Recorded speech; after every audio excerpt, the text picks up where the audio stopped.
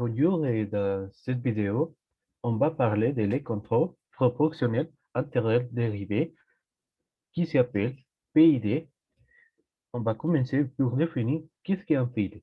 Bien, le PID, c'est un système de contrôle permettant d'améliorer les performances d'un bâtiment, c'est-à-dire un autre mot que c'est un système ou procès en boucle fermée. C'est le régulateur le plus utilisé dans l'industrie où où ces qualités de correction s'appliquant à des multi-grandeurs physiques. Et on trouve que nous avons très variables pour dire que c'est les variables proportionnelles, les variables intérêts les et les variables dérivatives. Et nous avons un valeur d'erreur qui arrivait dans des points en parallèle.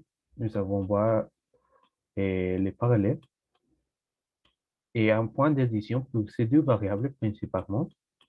Et ces mêmes variables arrivées ici, il fait une addition avec les variables proportionnelles et on trouve euh, un variable de sortie. Ça, c'est pour les pays. Bien. Mais si on parlait de les formules qui arrivent, principalement dans les valeurs du temps, un contrôle proportionnel intégral dérivé PD est l'ensemble de la sortie du contrôlateur. Veuillez que c'est dans les valeurs du temps qui est proportionnel à l'erreur ET plus une quantité proportionnelle intérêt. Ça veut dire que ça, c'est les proportionnels intérêts, la part intérêt de l'erreur, le plus quantité de l'erreur proportionnelle à la dérivée de l'erreur ET. Ça veut dire que c'est proportionnel, intérêt et dérivatif. C'est ce qu'il nous dit. Et ça, c'est les formules dans les valeurs du temps. On va passer à la suivante et on voit les formules de Laplace pour les PD. On les transforme dans deux valeurs PS, qui c'est les valeurs de les fréquences. Et on fait ces procès. Premièrement, ce procède et ça sert à ça.